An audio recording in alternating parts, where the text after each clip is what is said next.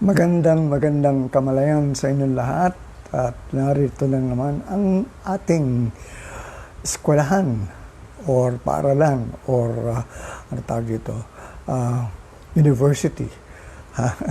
Actually, it's called the Online Kamalayan Learning or Kamalayan Lifelong Learning Center. At ako po ang inyong guro or teacher na kung saan ay magtuturo sa inyo ng mga iba't ibang mga subjects tungkol sa kamalayan na may kinalaman sa tinatawag nating consciousness. Alright, so ito po ay ating ginagawa every week na kung saan ay nagkakaroon tayo ng mga klase, iba-ibang subjects. Marami na tayong subjects na napag-usapan, no? O na-i-present. At marami pa tayong hindi pa natatalakay in terms of the other subjects. But this is the first time tonight or today at ako ay magkakaroon ng klase on the subject Heal Your Life. First time natin gagawin ito, Heal Your Life.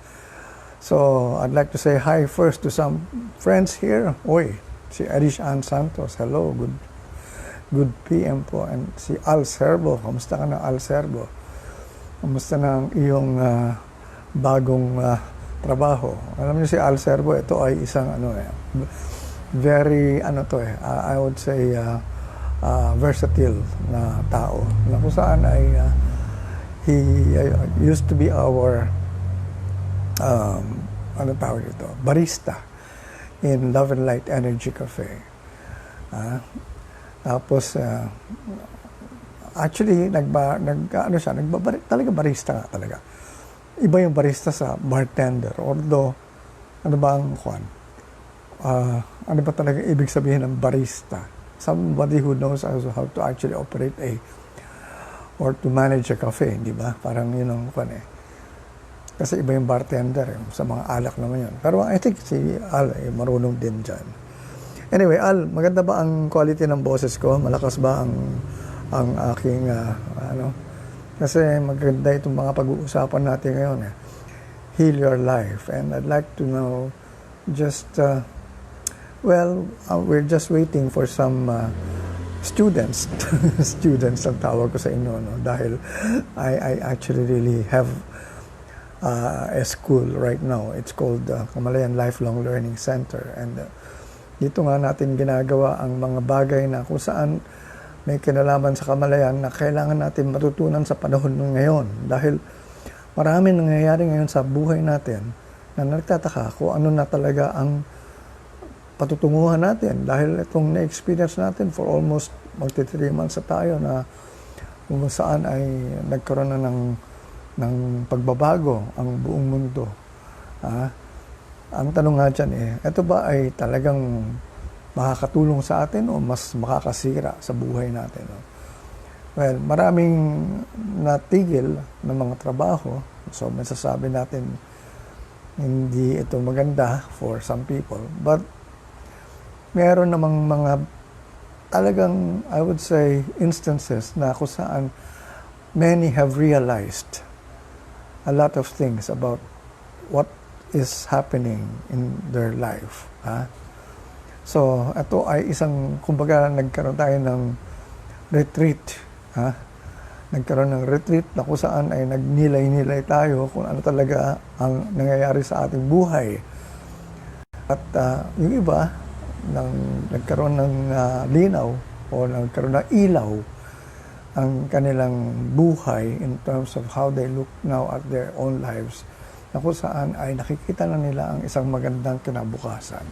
Dahil may ginawa silang importante sa buhay nila. At ano itong mga ginagawa natin sa buhay natin na importante? At this point in time nga, ngayon na nasa ano pa tayo, tinatawag pa natin lockdown, no? Although may mga instances sa ibang lugar na meron ng mga pinapayagan ng magtrabaho uli at lumabas ng kanilang bahay. Pero sa karamihan ay nasa kanya-kanya pa rin tahanan. At sana nga ito ay i-take advantage nyo, itong panahon na ito. Dahil ito yung hindi na ninyo mababawi kung dumaan ng 2 buwan na wala kayong ginagawa at nandun lang kayo sa bahay, sayang naman. Samantalang ang dami pala ninyo pwedeng maayos o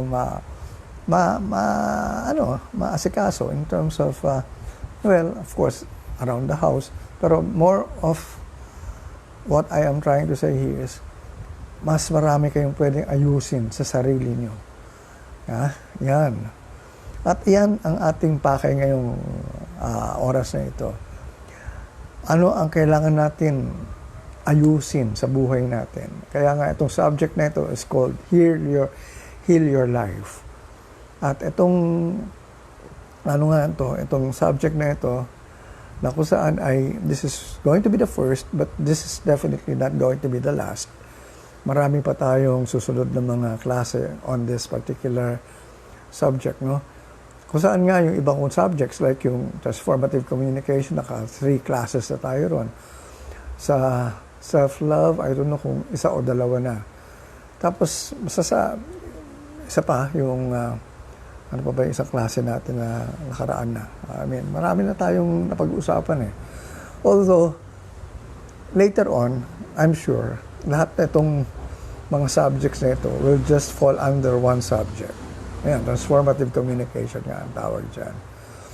And this is something that we really will be having for the rest of our life. Kasi lifelong nga ito, lifelong learning. Na kung saan ay dito na makikita ang mga bagay na hindi tinuro sa ating eskwelahan. Mga bagay na hindi binigyan ng pansin ng ating, I would say, gobyerno, ng ating mga leaders, na hindi kasi nila alam kung ano itong kamalayan na ito, kung ano ba itong pinagsasabi ko tungkol sa kamalayan. At I'd like to say hi, at ito nga, watching from Quezon City. Hindi ka nanonood from the Philippines, kasi mababasa ko kuminsan yung iba watching from the Philippines, province of China. Sino ba gumawa ng kalokohan na yun? At nalagay din sa Facebook, watching from the Philippines, province of China. Ay, naku, tigilan na ninyo yan. Alright, I'll Servo. I know you're watching from Quezon City. Si Jex Remigio Cruz is watching also. Sunny Azores, nasa Bicol ka ba sa Sunny? And of course, si Erish Ann Santos. Alright. So, magsisimula na ba tayo? 1 more minute. Okay. Itong pinagagawa natin ito. Maan Navarro is watching from... Nasa States ka ba? I don't know if this is the same Maan Navarro that I know na nasa Amerika. Kapatid no kaibigan ko si Chito Navarro. Anyway, so let's continue. All right. Heal your life. Ano ba mga bahagi ng buhay natin na kailangan natin bigyan ng pansin? There are actually 4 areas that are really important that we have to really take a look into sa buhay natin. At ano itong mga areas na ito? Number one of the areas, sabi ko, 4 siya.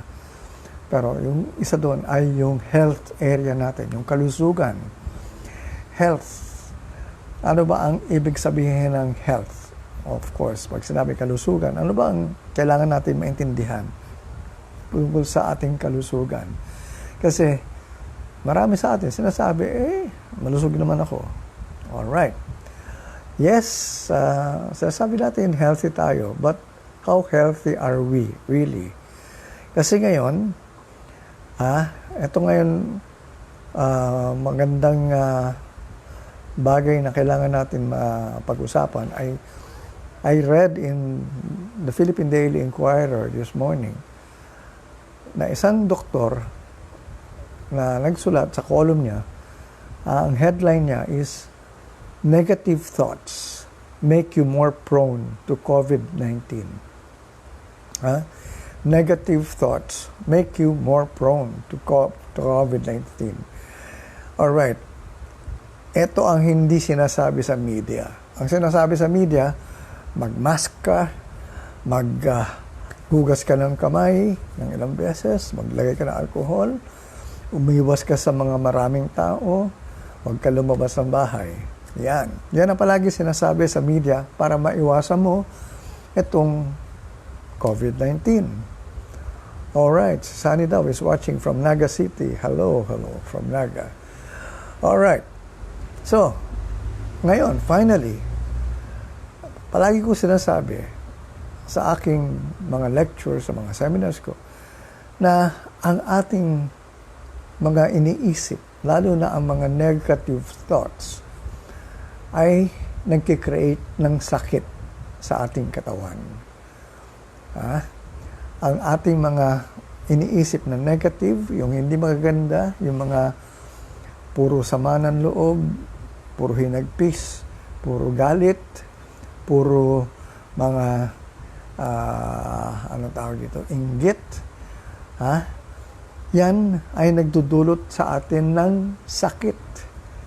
At yan ay palagi ko ina-emphasize sa kamalayan. Kasi nga, hindi tinuturo o hindi binabanggit yan ng mga doktor na kung saan ay wala silang sinasabing ito ay nagdudulot sa atin ng sakit.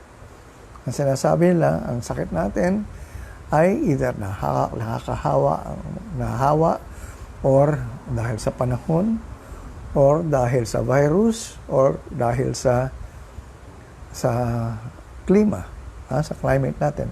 Pero ang aking sinasabi palagi is, you will not attract any illness or disease unless you actually put it first in your thoughts. Or kung ano yung nasa iyong kamalayan, o ano yung nasa iyong kaisipan.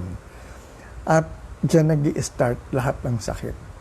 Kaya nga, if you want to be immune sa virus na ito ang talagang, I'm not a doctor. By the way, I want to make a disclaimer here, no? I am not a doctor. I am not a licensed doctor. But what I am saying here is, wala akong kinalaman sa pagdidispensa ng mga gamot. But what I am trying to now just make people learn or aware of is that it is our consciousness that creates our reality. And if it is our consciousness na nag-create ng realidad natin sa mundo natin, ang ibig sabihin yan, mga sakit na nagkakaroon sa ating katawan ay tayo ang nag-create. Ayan ang akin lang sinasabi. Na ngayon, eto na nga, isang doktor, si Dr. Rafael Castillo, in his column in the Philippine Daily Inquirer today, this morning, he said, negative thoughts make you more prone to COVID-19. Mas madali mong makuha yung virus na ito kung ikaw ay puro negative ang sa kaisipan. Alright. So, ngayon hindi na ako nambobola or hindi ko nagawa-gawa ang sinasabi ko dahil mismo doktor na ang nagsasabi. Okay. Ano ang ibig sabihin nito? So, ang mga negative thoughts natin, yan ang mga bagay na talagang nagdudulot ng sakit sa kalooban natin. Like cancer. Ang cancer, di naman nakakahawa yan eh. Pero saan lang gagaling ang cancer?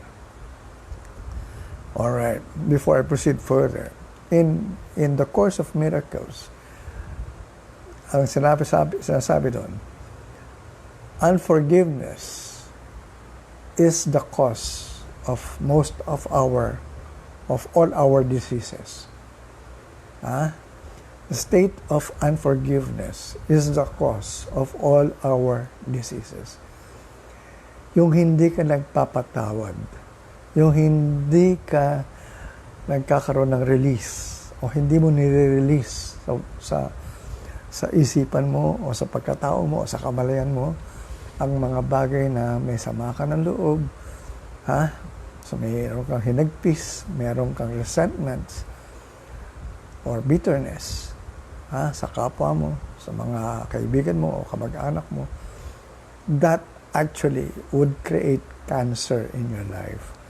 Kaya nga, if you want to avoid cancer, or if you think that you are now a candidate for cancer, kunyari, akala mo may findings na sa'yo, ang tanong ko lang sa'yo, sino pa ba hindi mo pinapatawad? Patawarin mo na.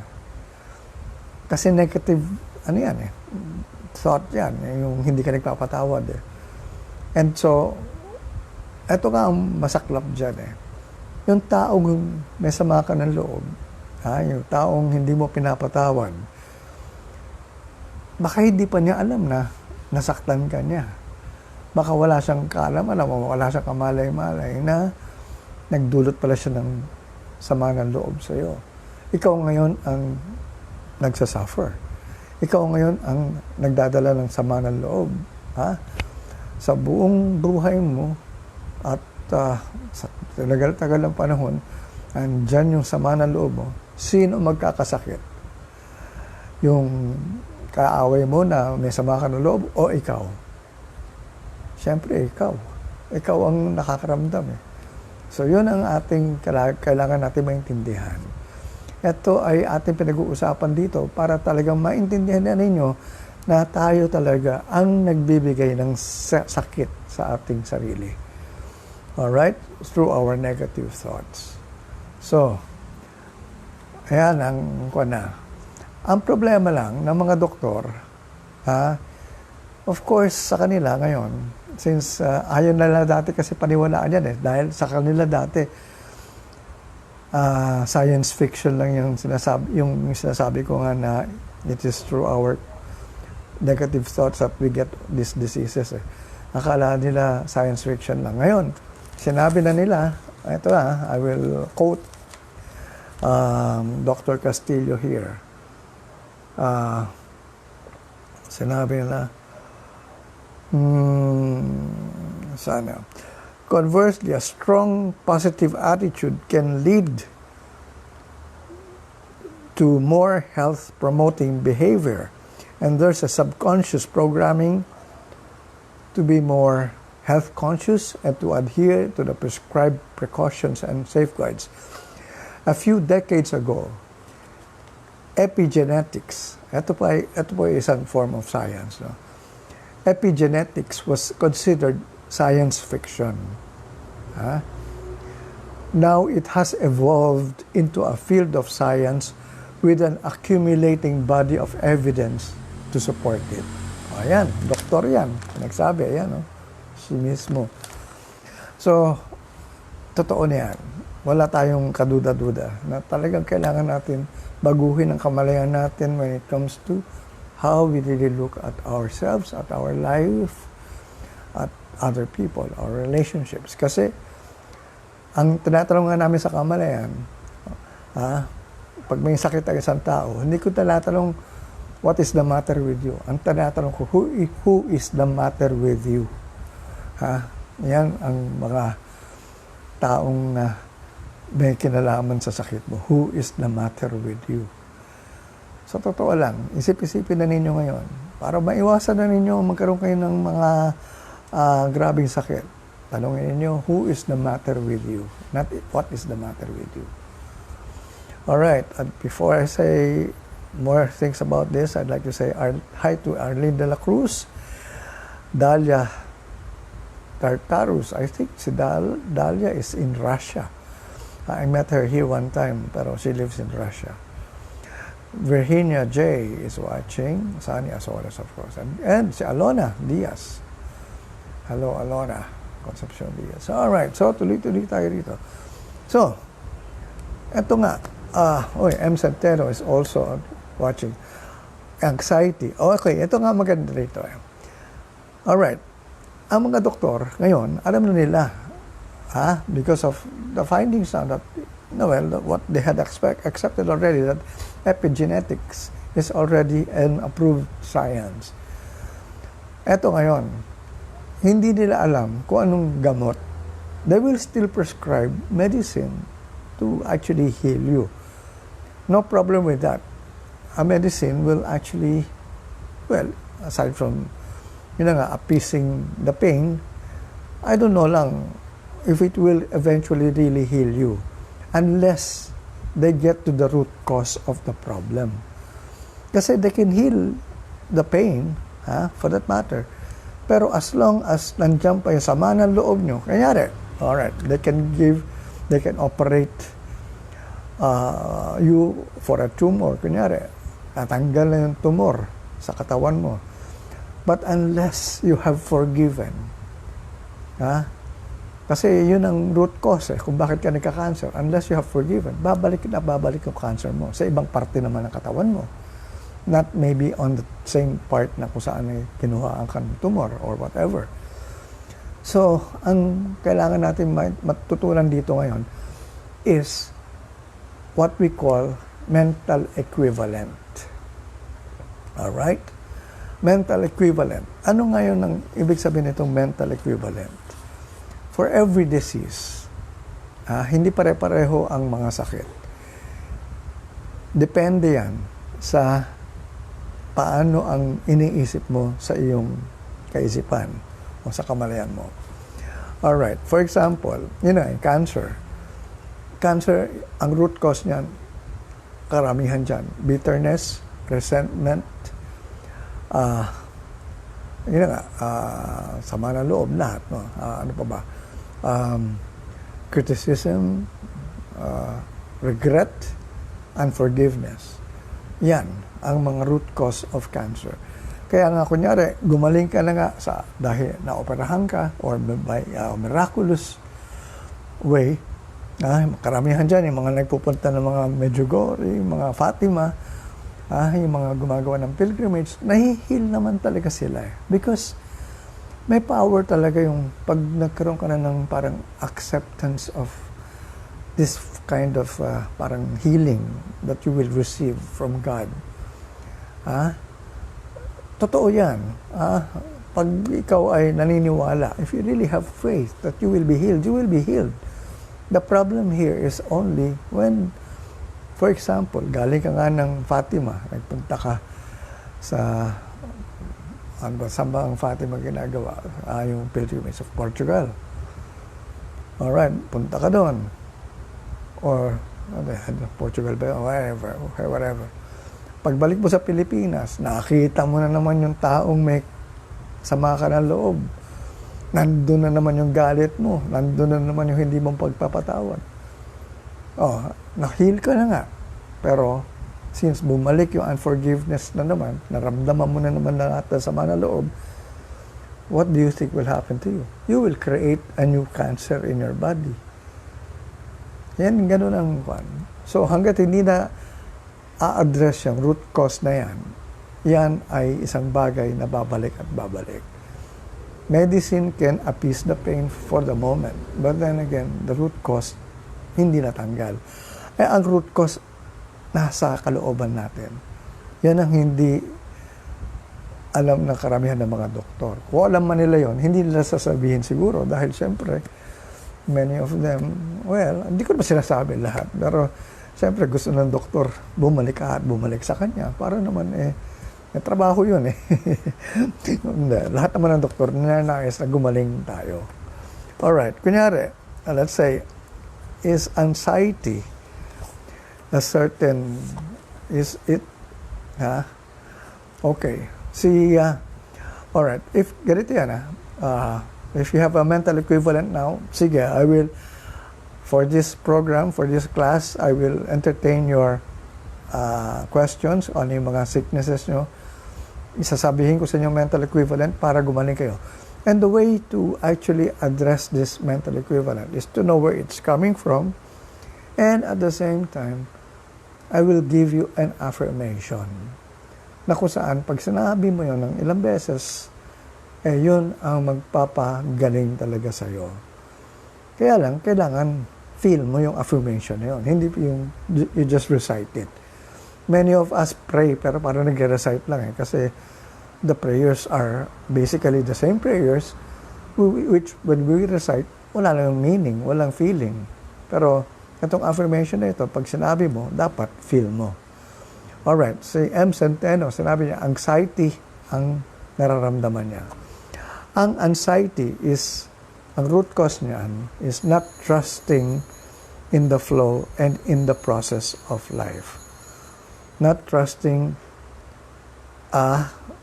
the flow and the process of life, rather. Not trusting the flow and the process of life. Wala kang tiwala sa mga takbo ng panahon, o takbo ng buhay mo. Palagi ka nag-aalala. And remember, anxiety is fear of the future. You are actually worried most of the time. Kaya ka nagkakaroon ng anxiety. Wala kang tiwala. So, kailangan magkatiwala ka. Yan ang root cause ng anxiety. You do not have that trust in the flow or in the process of that flow. And so, ang affirmation na dapat sabihin mo, if you have a ball pen right now, M, ay ito, I love and approve of myself and I trust the process of life. I am safe. I love and approve of myself and I trust the process of life and I am safe. Yan. Alam nyo, kasi matagal ko na tinuturo ito eh. Hindi ko na lang ngayon naibalik eh. Pero dati, when I used to lecture in Third Eye Wellness Center, marami nag-attend sa akin doon. At they actually heard me talk about these things. And so, later on, pag hindi na kami nakikita for some time, pero pag nagkakasakit sila, they will text me. Sasabihin, Tato, ano equivalent ng headache? Tato, ano equivalent ng backache? Anong mental equivalent ng mga ganito? So, yan, I love and approve of myself and trust the process of life and I am safe. Yan, that's right, M. So, if you're suffering from anxiety, that will cure you. And just let it go. Kasi, remember, lahat ng pag-aalala mo, may ano yan sa, apekto yan sa katawan natin. Yung mga cells natin, nagkakaroon ng, ibang klaseng normally kasi ang mga cells natin, if you're just normally happy, wala kang problema, wala kang aburiduhan, hindi ka aburido, ang cells natin normal lang yan ang takbo nila. Pero the moment na agitate yan at parang nagkaroon ng disorder, they actually try to kasi the cells really are trying to help us overcome what we are feeling. Kaya nag-activate sila. And sometimes, instead of, kasi kailangan mong i-let go eh. Kasi kung tuloy-tuloy yan, the amount of support that they give, nasusobrahan na, hindi na nila kaya, doon na nagkakaroon ng disorder sa katawan mo. But normally, our cells really help us in times of danger, in times of problems na kung saan pagsamantala bigla kang merong, kunyari, biglang nalagay ka sa isang alanganin na sitwasyon, ano kagad tayo, di ba? Parang kinakabahan. But these are our cells acting up to give us that support in terms of yung makayanan mo. Pero pag tumagal ng matagal na, somehow, yun na nga, hindi makakayanan. So, definitely, doon tayo nagkakasakit. And this is how we should understand our body. So, kaisipan natin, nagkakaroon ng epekto sa mga parte ng katawan natin, more so with our cells. Kaya nga, importante is alagaan natin ang pag-iisip natin. Hindi ba pag tayo ay nabigla, nagulat, merong mga inaatake sa puso, yung parang na-shock. Kaya nga pag sinasabi, uy, wag mo muna sabihin yung balitang yan, baka atakihin sa puso, si ganito. Kasi nga, really, our thoughts would activate some things in our body. And pag hindi nakayanan yan, talagang deadly yan. So, relax lang. Alright. So, again, I'm talking about mental equivalence here. This is the cure, actually. So, kunyari, Itong nangyayari ngayon, itong virus na ito, basically this virus falls under flu eh. Di ba? Yung kadalasan na kung ito eh, yung coronavirus is basically a flu, ano ito eh, parang sickness, no? So, ano ang mental equivalent ng flu? Ha? Alright, let's look it up here. Kasi hindi ko kabisado siya. Kung kabisado ko lang to sana, hindi ko na gagamitin to kodigo ko. Pero since I have a kodigo, since I cannot memorize this, kailangan ko balik-balikan to. I'm using, by the way, the book of Louis Hay. No? A book of Louis Hay is called Heal Your Life. You can heal your life. Ayan. Alright, so influenza rather. Alright, eto ngayon ang problema natin. Kaya tayo kadalasan sinisipon, nilalagnat, inuubo. If you notice, most of the advertisements on television and on radio, puro cough syrup. Napansin ba niya? Puro tungkol sa ubo, sa lagnat. Bakit? Hindi niyo alam, no? Pero may kinalaman yan sa pag-iisip natin. Alright, ito ngayon. I will now, influenza. The root cause of influenza, response to mass negativity and beliefs, fear, belief in statistics. Again, I will repeat. Influenza, ang root cause, is a response to mass negativity and beliefs. Fear, takot, belief in statistics. Alright, ano ang nangyayari ngayon sa TV? Hi, Ruben Nepales. Hello from America's watching.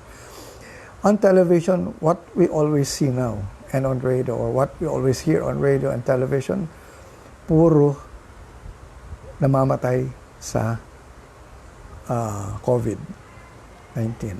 Puro nagkakasakit. But before that, before this pandemic, we would always, be bombarded with negative news, negative scenes on television portraying tragedy or yung mga accidents, yung mga talagang mga karumal-dumal na nangyayari na that would cause fear in us. And so, ang nangyayari dyan ngayon is when we are now in this kind of anong tawag dito, pakiramdam, in this feeling, you will get the flu, you will get fever, you will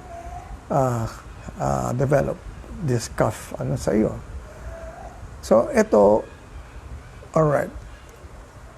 Ang tanong dyan is, sinasadya ba ng television at ng mga radyo to always bombard us with negative news or with negative telenovelas or what? I don't know. I don't want to actually, I would say, judge here. No? But, this is business. Big business ito. And there are people who are controlling the media. Worldwide ito. I'm not talking only of the Philippines. And these people who are actually controlling the media are also controlling the big pharmacies. Yung mga gumagawa ng mga gamot. So, malaking business yung drugs or for that matter, itong mga medicine. So, kailangan merong market yan. Alright. So, mga nasa Amerikang kong kaibigan, ayan, si Wilson Bulaklak and Ruben Nepales. Nadididig nyo dito, buwibet, nagdibibenta ng balot kasi medyo gabi na.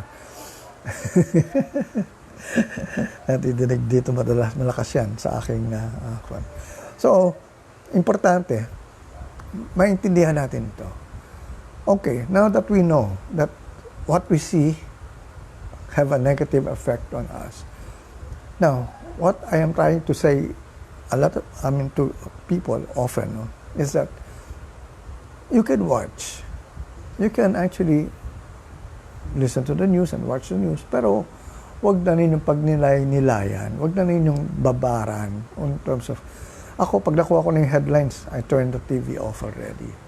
Hindi yung, wow, talagang feel mo pa na, kailangan talaga mawala na sa sa posisyon. Yan na rin galit mo. Kung sino man yung kinagagalitan mo, kasi may sama ka na loob. So, ikaw ang nagkakaroon ng sa'yo. So, basically, ang problema mo ngayon, ikaw nga ang magkakaroon ng sakit. Alright. M. Centeno says, faith in God changes everything. Very good. Very correct. But the thing here is, ito nga, a lot of people, alright, I'll just try to explain it na hindi ako magbumukhang kwan, na pumapanig sa isang religion or whatever. Alright, faith in God. Yes. Actually, God really wants to help us. I'm giving you exactly my position in terms of what I teach in Kamalayan. But we were given free will. Remember, we were given free will by God.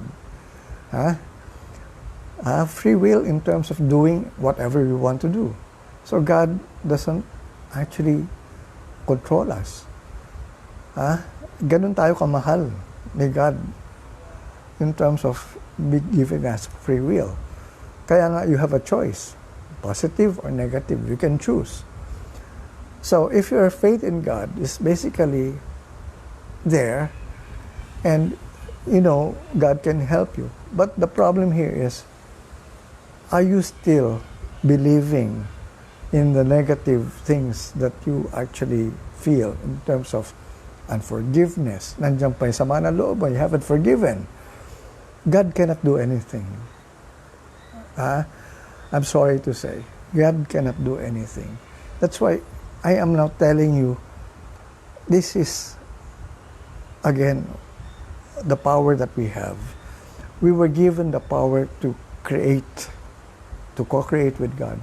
But if we use that power negatively, and we use it against ourselves pa naman, in terms of imbes na makatulong na maganda sa buhay natin, eto tayo ngayon, we use it against us in terms of creating that negative thing in us.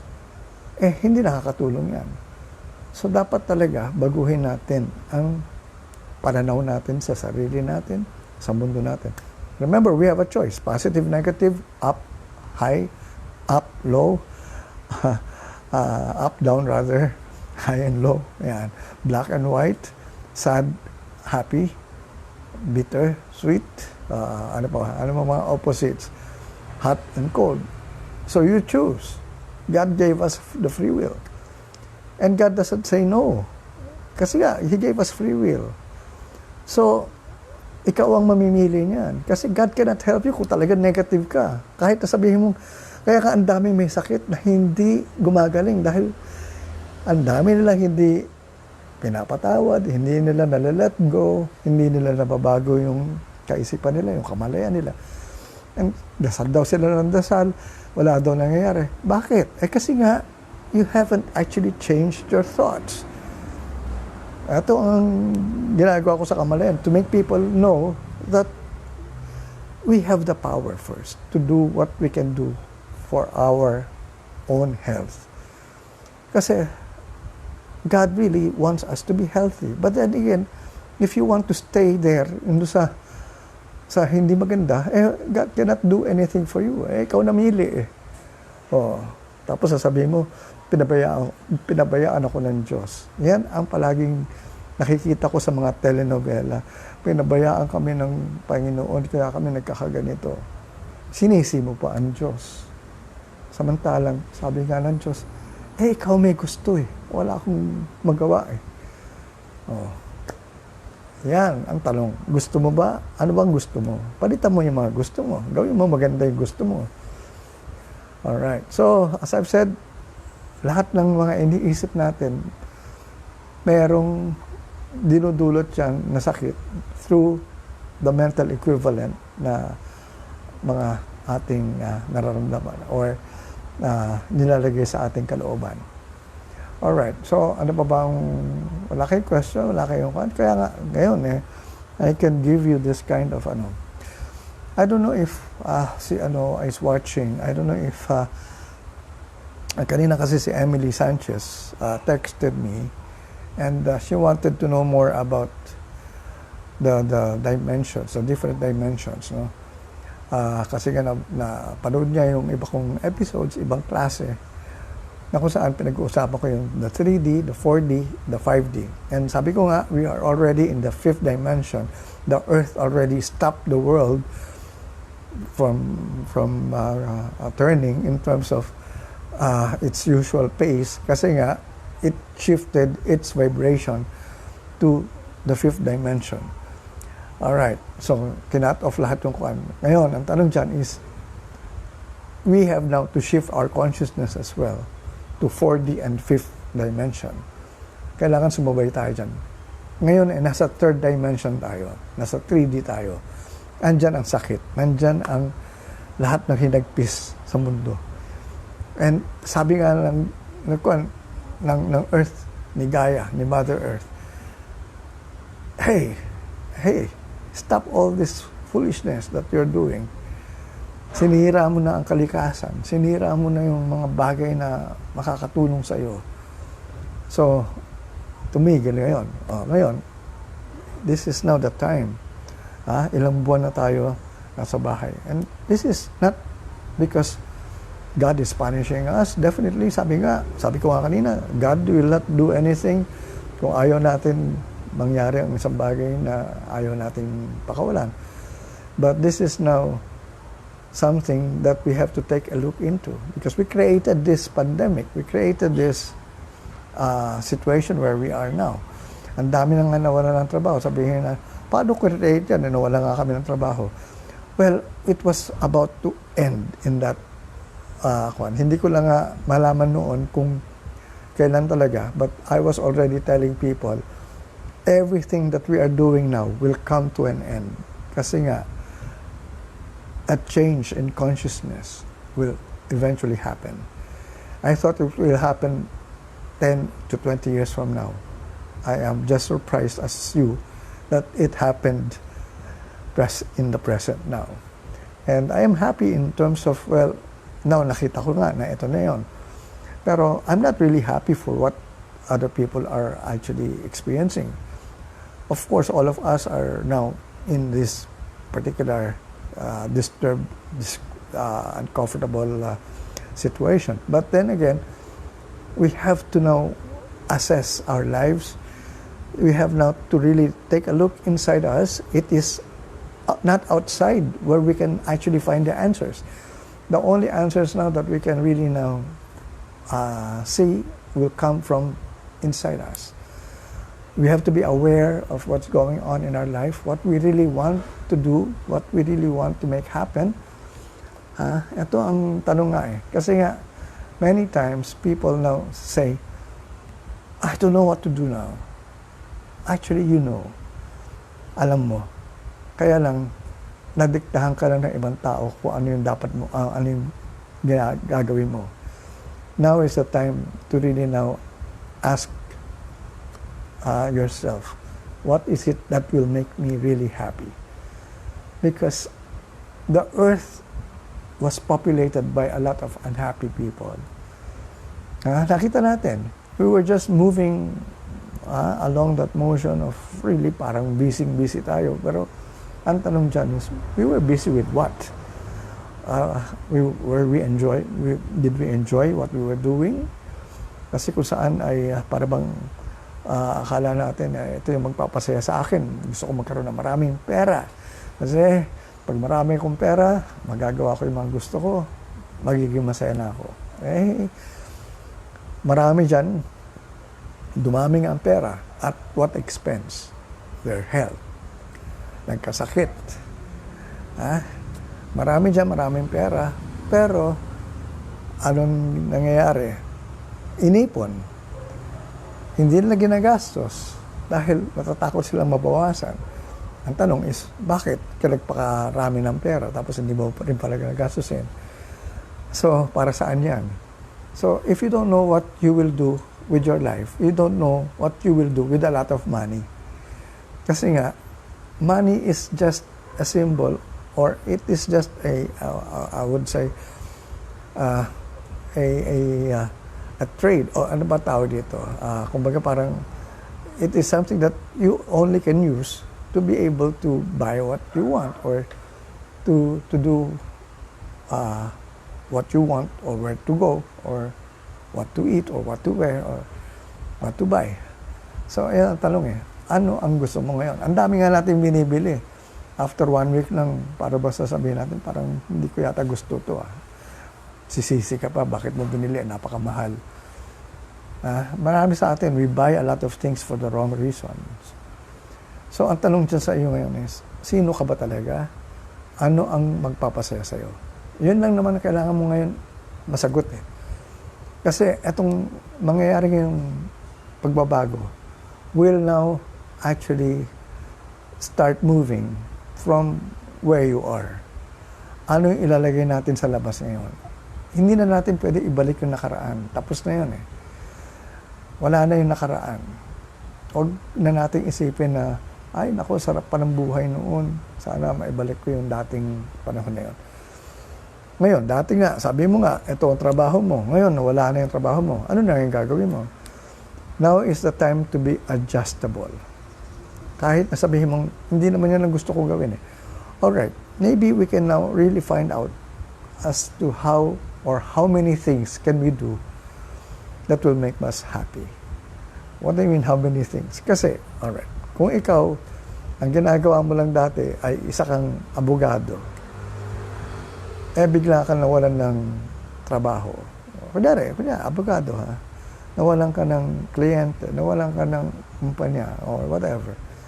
Ano ngayon na pwede mong gawin? Aside from being a lawyer.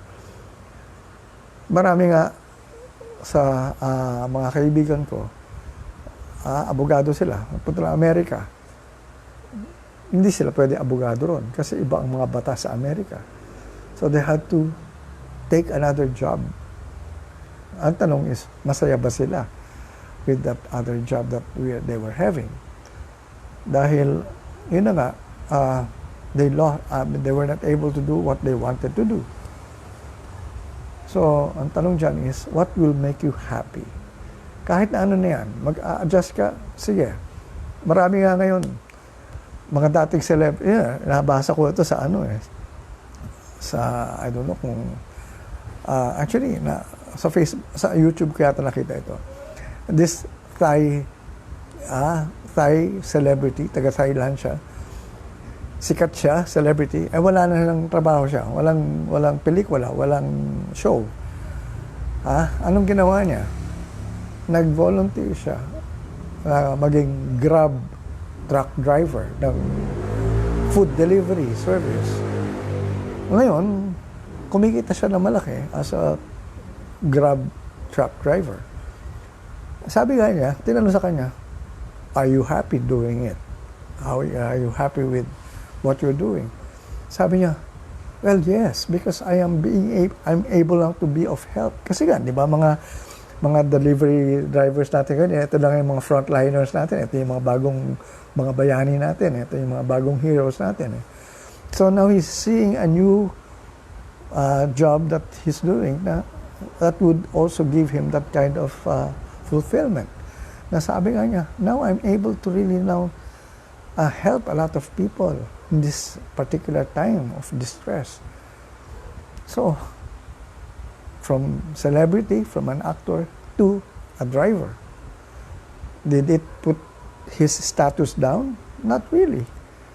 Kasi nga, well, paano naman nga ang pamilya niya kung hindi siya magtatrabaho? May pamilya daw siya, may anak siya. So this is how we should look at life now. You cannot say, this is the only thing I can do and this is what I will do forever. So, tapos na yan, ganun klase thinking. But ang tanong lang dyan is, what will make you happy? And from there, kailangan mabilis ka rin sa pagbabago, sa change. And this is now the time to really be able to adjust swiftly. Because the only constant now that is going to really happen most of the time is change. Maybe makakakuha ka ng trabaho ngayon. In 3 months' time, baka mamaya iba lang ang mangyayari, mawawalan ka na naman ng trabaho. Saan ka na naman pupunta? Kailangan meron ka na naman shift, being able to shift to another way of doing things. So, yan ang mga kailangan natin isipin ngayon. These are the changes that we are now seeing because we now have to heal our life in terms of our health, our career, our relationships, for that matter, and our success in terms of what we want to do. 4 areas. Pag hindi mo na-balance yan, you are not healthy. Hindi mo masasabing successful ka. The only sign that as I can consider, or we can consider you successful in terms of being spiritually successful in a way, is kailangan balansyado yan. Pag hindi balansyado yung 4 na yan, if your relationships are in a disorder. Sylvia, pakibukas mo. Thank you. Pag hindi mo na i-balance yung 4 na area sa buhay mo, you are not a spiritual person. In spirituality, you have to balance all of them. Health, wealth, love, and success. Your relationships, love, and success. Alright. So, yan ang ating mga importanteng pinag-aaralan ngayon. Alright. Uy, si Marco Season is live again. Marco, kamusta ka na? At text ka pag kung meron kang tanong. Kung meron ka na bang nararamdaman? Sabi nga ni M. Centeno, positive thoughts, positive outcomes. Definitely. Negative thoughts, negative outcomes. Alright, Jorik Templonev is watching as well. Alright, okay. Splendio Tritus, sorry. Tritus. Alright, so, kumusta lang kayo dyan?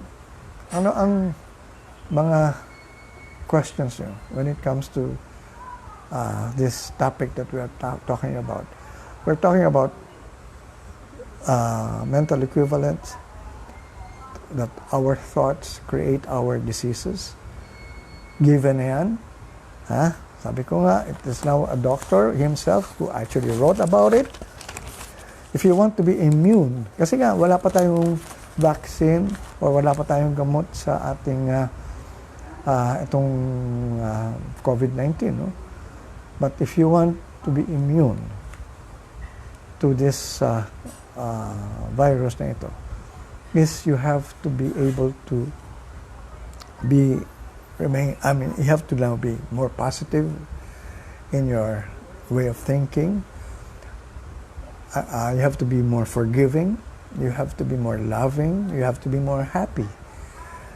Yan ang ayan ang magpapalakas ang immune system mo. Being happy. Judeline Garcera Homok is watching. Hi to you. And ayan. And these are the things na talagang may iwasan mo ang mga sakit sa buhay mo. A lot of people who are sickly really are people who are negative in terms of their thoughts. Lahat ng mga bagay na magbibigay sa iyo ng sama ng loob, iwasan mo na yan. Magkakasakit ka lang dyan. Lahat ng mga bagay na kung saan ay nagkakaroon tayo ng mga hindi masarap sa pakiramdam natin, iwasan na yan. Dahil, again, ito ay magdudulot ng hindi maganda sa kalooban natin at tuloy-tuloy nang mabibigyan tayo ng sakit. So, to avoid all these sicknesses or diseases, we have now to change our thoughts. Okay.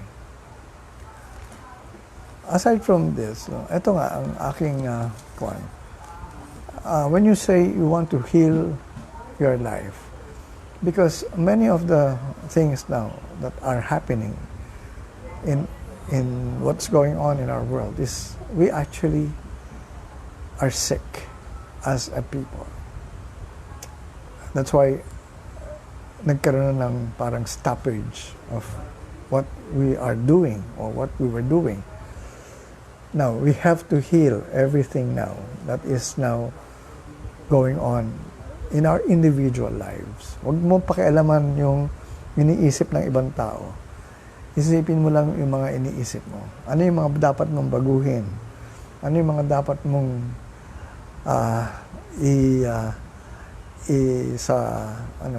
ilagay sa tamang pag-iisip. Ayun lang naman ang gagawin natin. Wala na tayo ibang gagawin kung hindi. Just take a look at ourselves.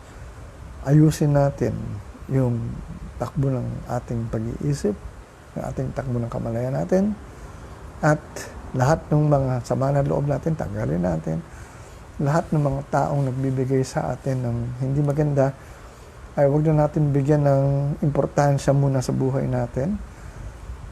Kung may sama ka na loob sa kanila, at hindi mo maisip na napatawaran, kahit papaano, tanggalin mo muna sa kaisipan mo sila. Huwag mong palaging iniisip dahil every time you think about them, ikaw ang nagkakaroon ng problema, hindi yung taong may sama ka na loob. Okay, malapit na tayo matapos. So, sana ay meron kayong iba pang tanong, no? Ito nga, kilalagay natin. The third dimension is where we are experiencing all these struggles, this suffering. Ito ang next step na nga Ito ang, kumbaga, nagbabago. Ito na yung binabago ng ating mundo. We can start anew. We can start from zero. Ito yung tinatawag natin rebooting. Pero kailangan mag-reboot na tayo from real, a new person.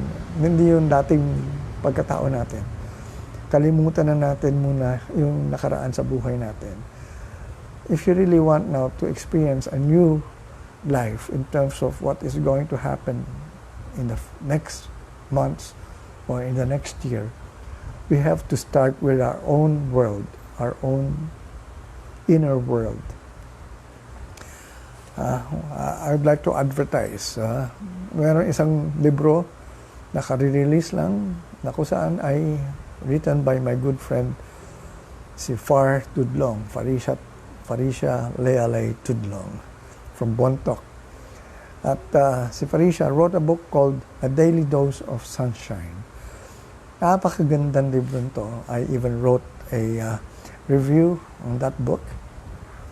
And what is it all about? It's all about talking to ourselves, to our inner self, to our inner child as well. And somehow parang it's about really saying that it's a good world that we are now experiencing, that everything is okay, don't worry, walang hindi maganda rito, puro maganda. And somehow this is now going to give us the kind of inspiration to really start anew on a positive note. So yun, magandang libro yun. Bilhin niyo yun. I think 350 pesos lang yata yun. No? And you can order from her. I think she has a page for Farisha. Her name is Farisha Lealay Tudlong. And you can actually look into my wall. Makikita mo naka-advertise yung book niya doon. And also, I'd like to also make mention of my book, Lessons I Never Learned in School, which I am now really selling in Amazon. Wala na akong physical book, but you can buy it in Amazon. And aside from that, I have also my other book called How to Become a Star Now. And I will talk about becoming a star in another subject. Kasi I have a subject here in star in this Kamalayan Lifelong Learning Center called Star Consciousness. So doon natin pag-uusapan naman doon how to be a star. Alright, so wala na ba kayong katanungan? Sayang naman kasi itong topic na ito napakaganda eh. Alright, siguro I would like to just read a few things that this good doctor wrote in his column. Negative thoughts make you more prone to COVID-19. Ito sinabi niya. Without you realizing it, negative thoughts and feelings are activating negative expressions of our genes via the immune system that could increase our susceptibility to the virus and other serious medical conditions like cancer. Okay. An emerging science called epigenetics tells us that how we think, feel, and believe can determine the physical expression of our genes. There are some genetic expressions which are fixed, like the color of our eyes, hair, and bone structure. Kasi nga, sa genes natin, kung ano ng genes ng parents mo, namamana mo in some. Ang sinasabi ng karamihan nga, yung mga sakit din daw nila, namamana natin. Which I don't approve of. Ito nga sinabi rin niya dito. But much of the genetic expression activated by processes by which genes create vital proteins and other molecules like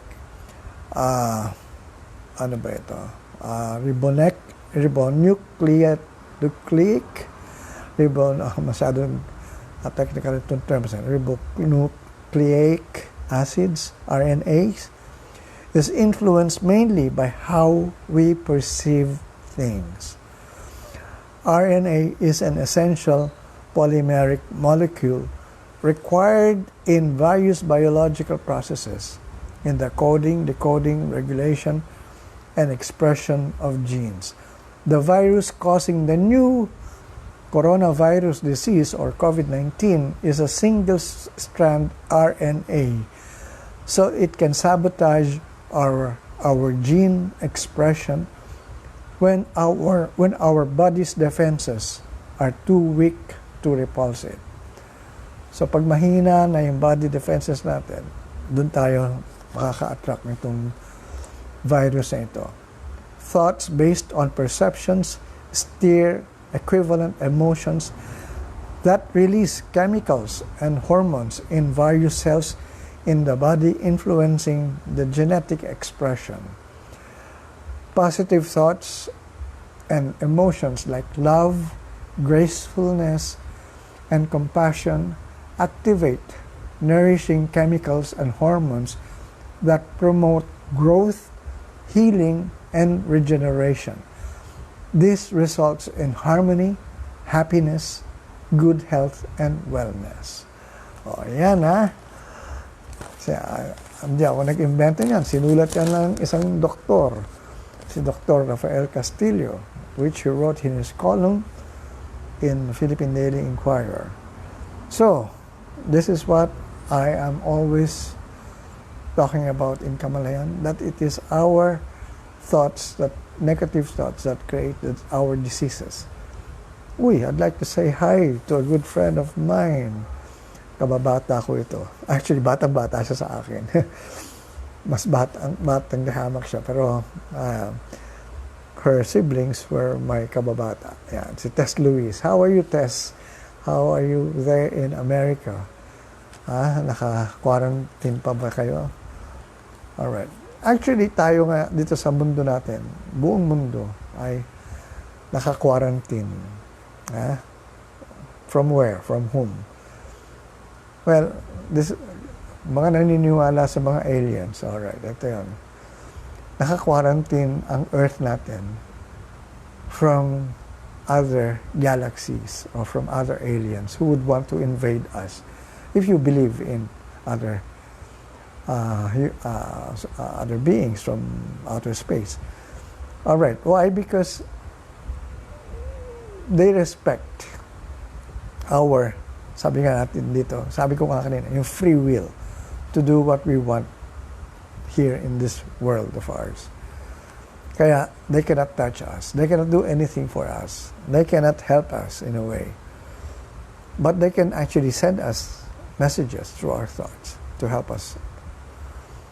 Alright, okay, ito ngayon na maganda. Si Maan Navarro, Sir Tato, may equivalent po ba ang skin reactions or allergies? Alright, magandang question yan. Sige, tingnan natin ang ating kodigo. Skin allergies. Meron yan. Una-una, ang skin natin kasi would represent, ano ba ang kuha natin sa skin natin?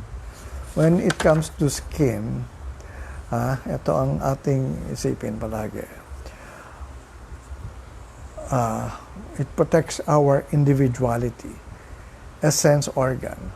So if you have skin problems, ito ngayon, sabi nga ni si Maan Navarro, if you have skin problems like allergies, ito ang mga nagdudulot ng, ito ang root cause or ito ang mental equivalent of your skin problems. Anxiety, again, anxiety, fear, old buried gunk, mga sama ng loob, mga worries. I am being threatened. You are feeling threatened. Yan ang nagbibigay sa'yo ng skin allergies. If you feel you're being threatened. Alright? So, para masagot, para ma-overcome mo yung skin problems mo, ang affirmation mo is, I feel safe to be me. It's okay to be me. I am safe to be me. I'm not afraid to be me. I lovingly protect myself with thoughts of joy and peace. Ito, you take this down. I lovingly protect myself with thoughts of joy and peace. The past is forgiven and forgotten. The past is forgiven and forgotten. I am free in this moment. Alright, say that time and again, and you will overcome your allergies. But I'm saying, I'm not a doctor. You can still go to a doctor for checkup, pero maybe they can offer you cures or pansamantalang to appease whatever pain you are feeling. Pero unless they get to the root cause of that problem, which is the mental equivalent na sinabi ko ngayon, they will not cure exactly for forever. Babalik at babalik yung sakit mo. So, kung gusto mo mawala talaga yan, so this is exactly now where the root cause lies. Nasa yung anxiety, this, you have fear of whatever, and you're feeling threatened. So, if you are now, okay, ito ngayon, sabi ni Judeline, nice message, Sir Tato. Sayang, di ko nasimulan. I'll watch it again later after your live. Oh yeah, well, you can watch this again naman. All right, so we have just a few more minutes before I say really goodbye.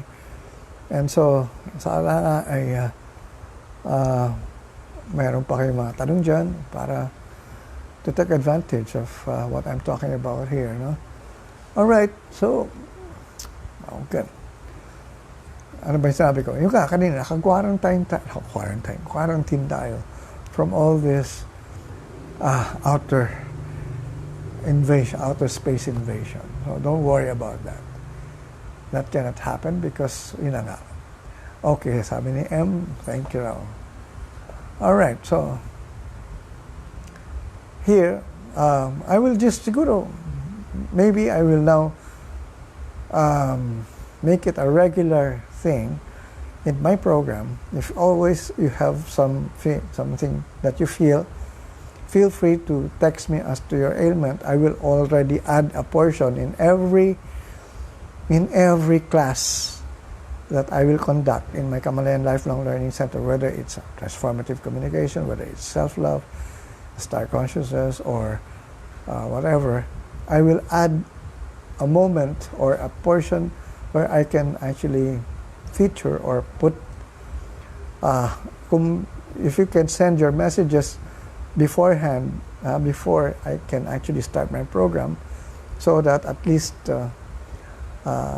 ma-take up natin sa ating program yan on that particular time, at that particular time na aking gagawin yung susunod kong class. So feel free, I mean, you can always PM me, Tato Malay, kung ano man yung gusto nyong maging answer, maging ano yun, para malaman nyo yung mental equivalent ng inyong mga nararamdaman. Alright, so with that, I'd like to say thank you to all of you sa mga nanonood at nag-participate sa ating program, like si Marco Sison, si Joric Templo Nuevo, si Tess Luis, si Judeline Homok, and si Maan Navarro, who actually asked kung ano yung mental equivalent na nararamdaman niya, si M. Centeno as well. So, si Esplendio Rictus, Wilson Bulaklak, Rubén Palos, and Arlene de la Cruz, Dalia Tartarus, Virginia J., Sunny Azores, Alona Diaz, Maan Navarro, Al Serbo, and Jex Cruz, Erish Ann Santos, Evangeline De Leon, at sa iba pa na hindi ko mababasa ngayon dahil hindi lumalabas yung inyong mga messages sa akin. Anyway, with that, I'd like to say maraming salamat sa pagsama nyo sa akin ngayong hapon na ito, sa oras na ito. At I'd like to say magandang Kamalayan Day sa inyong lahat. Ito po si Tato Malay, wishing you all the best. See you again in the next class of our online Kamalayan Lifelong Learning Center.